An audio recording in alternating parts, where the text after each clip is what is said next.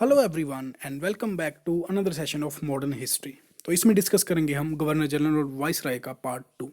इससे पहले मैं पार्ट इसका फर्स्ट अपलोड कर चुका हूँ। अगर आप लोगों ने वो नहीं देखा है तो पहले जाकर उसको देखिएगा, क्योंकि उसके अंदर भी इंपॉर्टेंट क्वेश्चन है, इसके अंदर भी है, लेकिन आप सीरीज जो है बनती रहेगी वो। तो यहाँ पे एक आई बटन आएगा, वहाँ पे जाकर आप लोग पहले फर्स्ट पार्ट देखिएगा, फिर सेकेंड स्टार्ट कीजिएगा। अगर आप लोगों की जीके के अंदर इस टॉपिक के अंदर अच्छी पकड़ है तो आपको इसको एज ए मॉक टेस्ट भी ट्रीट कर सकते हैं। और ये क्वेश्चन वही हैं जो लास्ट ईयर पेपर में पूछे गए हैं और आपको पंजाब के एग्जाम में जो आने वाले होंगे उनमें भी हेल्प करेंगे, चाहे वो 2020 के अंदर हो या 21 के अंदर हो। आरआरबी रेलवे के अंदर एनटीपीसी ग्रुप डी के एग्जाम होने वाले हैं, उसके अंदर भी हेल्प करेगा। एसएससी के सीएचएसएल के अंदर अभी सीपीओ के भी एग्जाम भी होने वाले हैं। और हर स्टेट की पुलिस, चाहे वो पंजाब की हो हरियाणा की हो, गवर्नर जनरल और वाइस रॉय के बारे में क्वेश्चन देखने को मिल ही जाता है। तो चलिए शुरू करते हैं आज के हमारे सेशन को बिना किसी देरी के। तो पहला क्वेश्चन आज का, who establish the judicial organization in India, यानी कि न्यायिक संगठन की स्थापना किसने की थी हमारे भारत के अंदर। तो इसका आंसर होगा भाई option number B, Lord Cornwallis. दो तीन भाई जो हमारे वॉइसरॉय गवर्नर जनरल हैं, इनके नाम आपको हमेशा याद रखने हैं। एक तो है डलहौजी, उसके बाद है लॉर्ड कैनिंग, एक है विलियम बेंटिक और एक है कॉर्नवालिस। ये चारों तो एग्ज़ाम पॉइंट ऑफ व्यू से बहुत ज़्यादा इंपॉर्टेंट है, क्योंकि मॉडर्न हिस्ट्री जो है, अगर मैं गवर्नर जनरल की बात करूँ तो इन्हीं चारों के आसपास में घूमती है। और भी इम्पोर्टेंट है, लेकिन ये चार पांच नाम तो बहुत ही ज़्यादा इंपॉर्टेंट है, क्योंकि उस समय पर किया गया था कि क्रिमिनल केसेस को डील करने के लिए जो कॉर्नवालिस था, उसने प्रेसिडेंसी को जो था 4 डिवीज़न में बांट दिया गया था। और ई सर्किट के लिए कोर्ट लगाती थी, जिसको कि एक सिविल सर्वेंट जो भी उस समय पर पेपर पास करके बनता था, वो उसको प्रिसाइड कर रहा था। नेक्स्ट है, which governor general was prosecuted for impeachment. जैसे कि बात करूँ इम्पीचमेंट, तो आपने सुना होगा कि महाभियोग। हमारे संविधान के अनुसार भी महाभियोग सिर्फ राष्ट्रपति के लिए लाया जाता है, लेकिन उस समय पर जो था गवर्नर जनरल पे लाया जा सकता था। तो कौन से गवर्नर जनरल ने इम्पीचमेंट उस समय पर फेस किया था, यानी कि महाभियोग का मुकदमा चलाया गया था। तो ये चला था भाई वॉरेन हेस्टिंग के ऊपर। ये भी क्वेश्चन निकलता ही ऐसा है, क्योंकि एक ही गवर्नर जनरल हैं जिन्होंने अपने कार्यकाल के दौरान इम्पीचमेंट फेस किया था। तो इस हिसाब से क्वेश्चन काफ़ी इंपॉर्टेंट बन जाता है। नेक्स्ट है, the tomb of Lord Cornwallis is situated at. तो लॉर्ड कॉर्नवालिस का जो मकबरा है वो इंडिया के अंदर ही है, तो वो कहाँ सिचुएटेड है, तो कहाँ पर स्थित है भाई, ये स्थित है गाजीपुर के अंदर। तो आंसर सही हो जाएगा ऑप्शन नंबर ए। उसके बाद नेक्स्ट क्वेश्चन है भाई, तो अगले क्वेश्चन पे जाने से पहले अगर आप पहली बार आए हैं तो रेड बटन पर क्लिक करके सब्सक्राइब कीजिएगा और बेल आइकन भी दबाइएगा, क्योंकि बेल आइकन से क्या है कि आपको आने वाली वीडियोस फटाफट से मिलती रहेंगी। और इसकी पीडीएफ भाई आपको मिलेगी टेलीग्राम के ऊपर जाकर, तो लिंक डिस्क्रिप्शन में डाल दूंगा।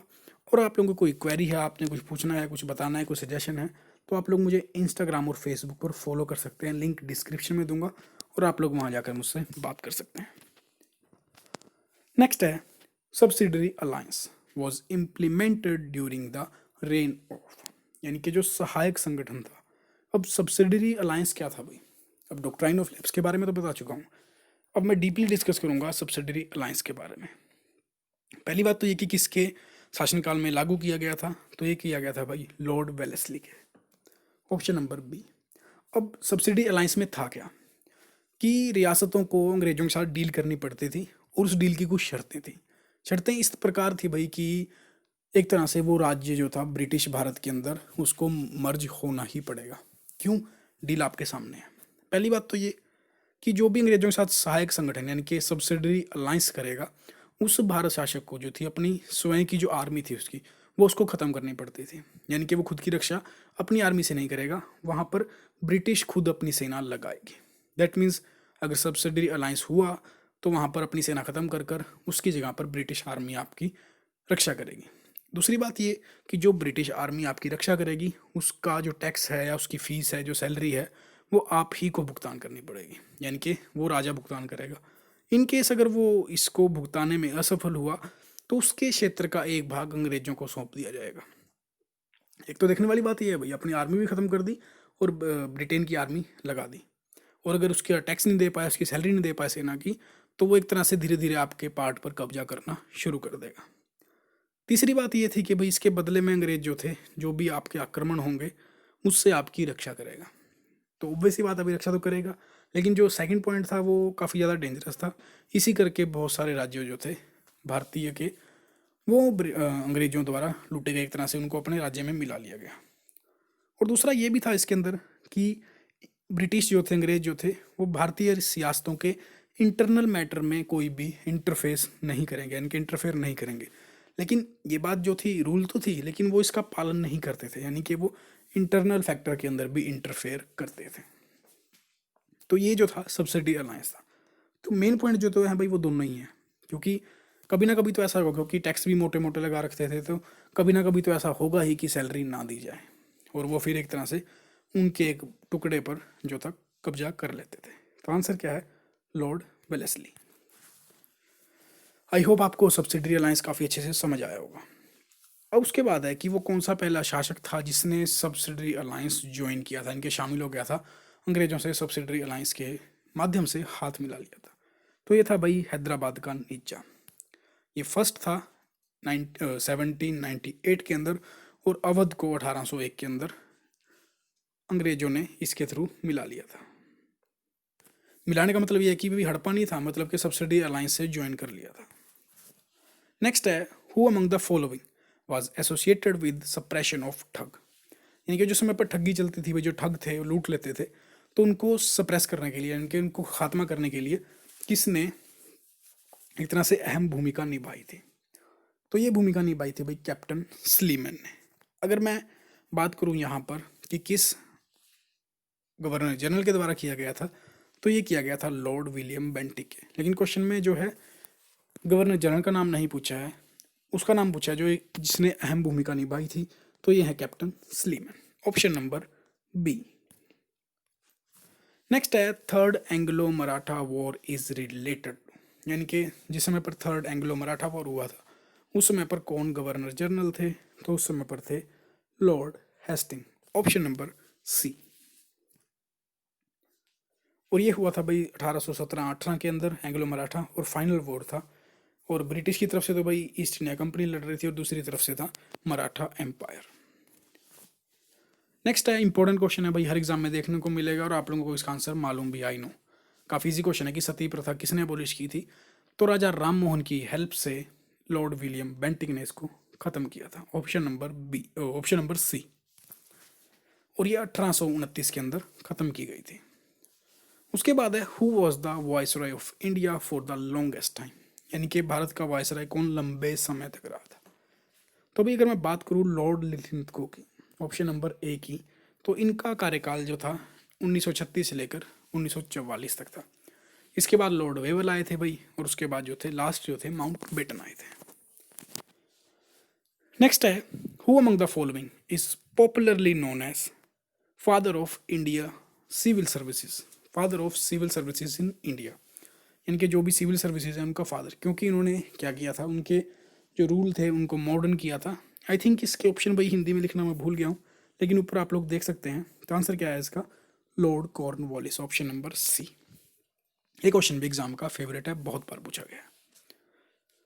अब उसने किया क्या था बेसिकली कि जुडिशियल और रेवेन्यू एडमिनिस्ट्रेशन को दोनों को अलग कर दिया था, यानी कि एक तरह का ये रिफॉर्म ही था। नेक्स्ट है, who was the governor general of India during the launch of civil disobedient movement? आपको पता है कि 1930 के अंदर भाई सविनय अवज्ञा आंदोलन, यानी कि गांधी जी ने जो इसको कि साल्ट मार्च या डांडी मार्च भी बोला जाता है, वो शुरू किया था। तो उस समय पर गवर्नर जनरल कौन थे, या फिर मैं एक बात कह लूँ कि वॉइस रॉय कौन थे? तो उस समय पर वॉइस रॉय थे भाई लॉर्ड इरविन। क्योंकि इसके खत्म होने के बाद जब 1931 में अंग्रेजों ने सेकंड राउंड टेबल कॉन्फ्रेंस के लिए भारतीयों को, यानी उस समय पर भारतीय बोले तो एक तरह से कांग्रेस ही थी भाई, क्योंकि कांग्रेस ही लीड करती थी हर काम को। तो कांग्रेस को इंग्लैंड बुलाने के लिए एक डील की थी भाई, इसको गांधी इरविन पैक्ट भी बोलते हैं। तो उस समय पर भी लॉर्ड इरविन जी थे हमारे वॉइस रॉय। और जो डांडी मार्च शुरू हुआ था भाई वो 12 मार्च 1930 से, यानी कि 6 मार्च को वहाँ पर पहुँच के गांधी जी ने नमक बना लिया था। हालांकि बाद में वो अरेस्ट भी हुए थे। नेक्स्ट है, the partition of Bengal is 1905 was effected by, यानी कि पार्टीशन ऑफ बंगाल किसके कार्यकाल में हुआ था, किसने करवाया था? और ये भी बहुत ही इंपॉर्टेंट क्वेश्चन है। तो लॉर्ड कर्जन ने ही ये करवाया था भाई, इनके बंगाल के 2 टुकड़े कर दिए थे। ऑप्शन नंबर डी, हुआ था 1905 के अंदर, क्योंकि ये भी बहुत बार पूछा जाता है कि जो बंगाल का विभाजन हुआ था वो किस सन में हुआ था, किस ईयर में हुआ था, तो वो हुआ था 1905 के अंदर। तो भैया अगर आप लोगों को सेशन अच्छा लग रहा है तो आप लाइक बटन जरूर प्रेस कीजिएगा, इससे एक मोटिवेशन मिलता है कि हाँ आप लोगों को समझ आ रहा है। अगर नहीं आ रहा है तो आप डिसलाइक भी कर सकते हैं भाई, और रीज़न जरूर लिखिएगा अपना, ताकि हम और इम्प्रूव कर पाएँ आने वाली वीडियोस में। नेक्स्ट है, who was the last British voice Roy of India, यानी कि जो लास्ट ब्रिटिश वॉइस रॉय थे जब हमारा भारत आज़ाद हुआ तो उस समय पर कौन थे, तो ये थे भाई लॉर्ड माउंट बेटन। ये 1947 के अंदर आए थे, यानी कि जब भारत का पार्टीशन हुआ था, इंडिया पाकिस्तान बना था, तो उस समय पर जो थे viceroy lord Mountbatten ही था। उसके बाद आज की हमारा सेकंड लास्ट क्वेश्चन वीडियो का, who among the following was associated with the permanent settlement of Bengal. ये क्वेश्चन भी भाई बहुत बार पूछा गया है। तो जो परमानेंट सेटलमेंट ऑफ बंगाल है उससे जुड़े हुए हैं Lord Cornwallis, option number B. और लास्ट क्वेश्चन है, इंपॉर्टेंट है, कि वर्नाकुलर प्रेस एक्ट। हालांकि इसके बारे में जो मॉडर्न हिस्ट्री की मेरी सीरीज़ है भाई काफ़ी डिटेल में डिस्कस किया हुआ है। अगर आप लोगों ने वो सीरीज़ नहीं देखी है तो आप लोग प्ले लिस्ट में जाकर जो एग्ज़ाम स्पेशल है उसके अंदर मॉडर्न हिस्ट्री के आई थिंक 12 से 13 तो लेक्चर में डाल ही चुका हूँ, एक दो लेक्चर और डाल के उस सीरीज़ को मैं कंप्लीट करने वाला हूँ, वो भी जल्द हो जाएगा।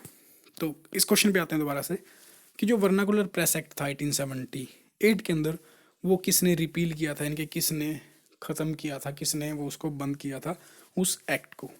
तो ये करने वाले थे भाई लॉर्ड रिपन। आंसर है ऑप्शन नंबर बी में। तो भी ये था आज का हमारा सेशन, ये था पार्ट सेकंड। इसके बाद हम हिस्ट्री के और चीज़ें देखेंगे, लेकिन मेरी तरफ से वॉइस रॉय और governor general of modern India ये पार्ट आपका कंप्लीट हो चुका है। अगर आपको वीडियो अच्छा लगा हो तो लाइक ज़रूर करें, अपने स्टडी ग्रुप में भी शेयर करें। तो थैंक्स फॉर वॉचिंग भाई, जल्दी मिलेंगे नए सेशन के साथ, तब तक के लिए जय हिंद जय Bharat. You guys keep on studying.